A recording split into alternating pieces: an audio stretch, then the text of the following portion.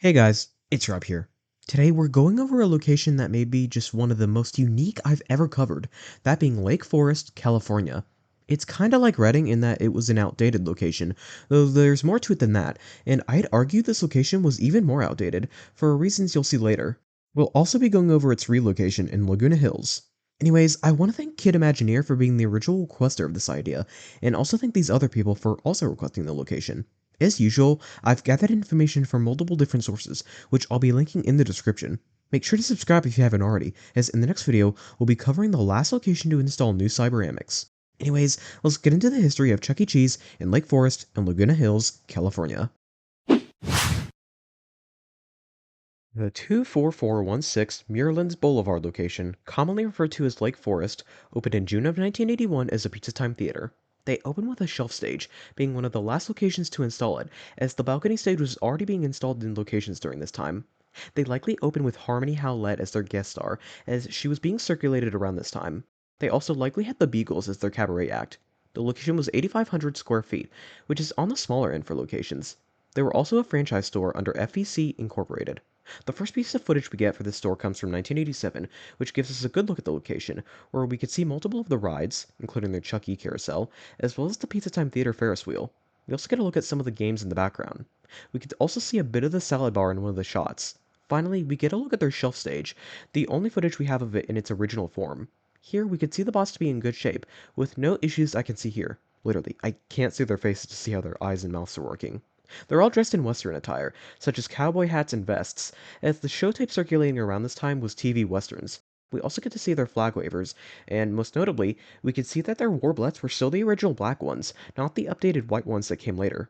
Unfortunately, this is the only piece of footage we have for this time, and there's no photos either, so let's move on.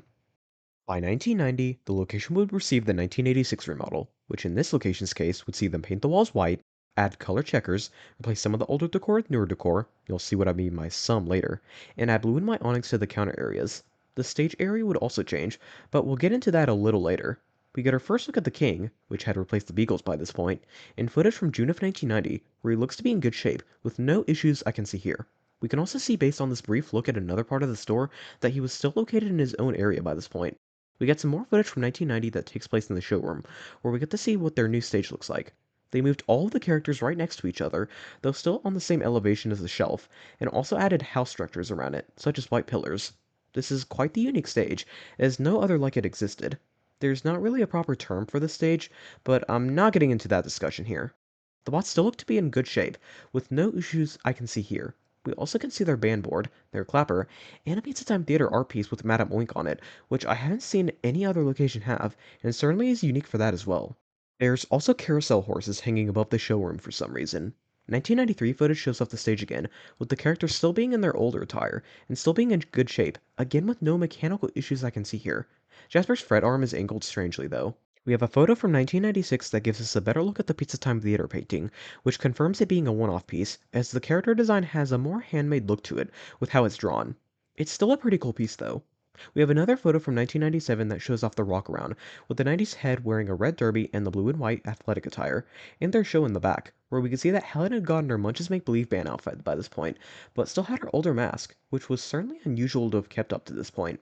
There was 1998 footage of the store, but it unfortunately is unable to be accessed, but we do have a few screenshots that give us a look at the same Chuck walk around as before, with a counter area in the back, plus a bit of the games, a bit of the rides, and this Pizza Time Theater art piece with Jasper on it. We also have a few undated photos from around this time, with one showing the same Chuck walk around from the past couple of times, and the other giving a better look at the bottom of the stage, with these fake windows on it. The final piece of footage we get of the location comes from 2001, and a lot of you may recognize this footage.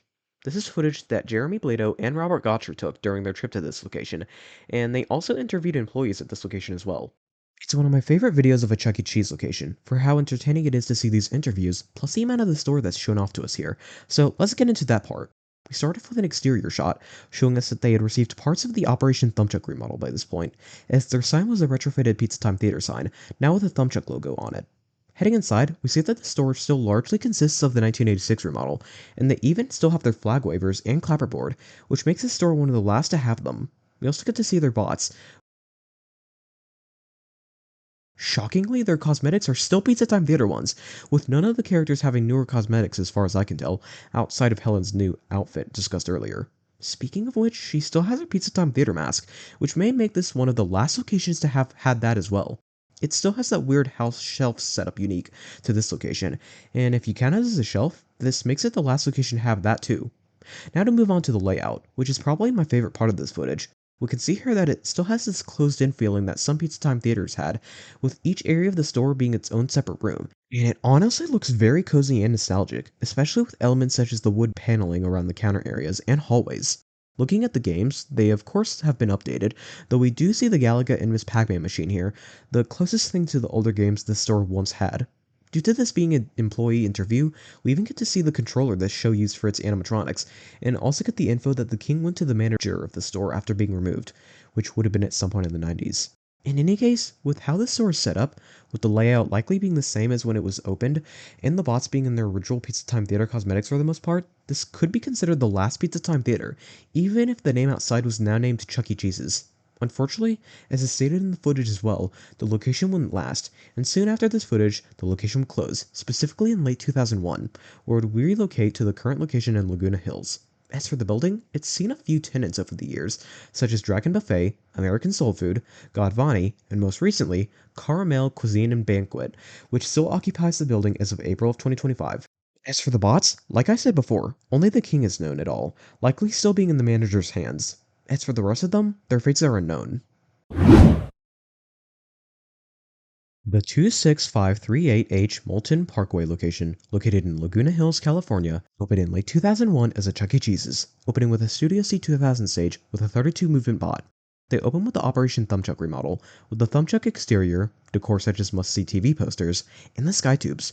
We have a few photos from the 2000s, starting with the earliest confirmed one from 2003, taken in the showroom, where we could see their Chuck walk around with the 90s head and yellow, blue, and red athletic attire.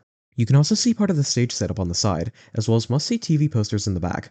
We get a couple more photos from the early to mid 2000s, showing the stage off better, where we could see Chuck in his late night attire. We also get to see one of their planners as well. By 2007, the location would receive the Cool Chuck reconfiguration, receiving an Avenger Chuck exterior, painting some of the walls purple, removing most of the older decor for newer decor, and tearing down the showroom walls. We have an exterior shot from Google Maps, dated to September of 2007, that confirms this information.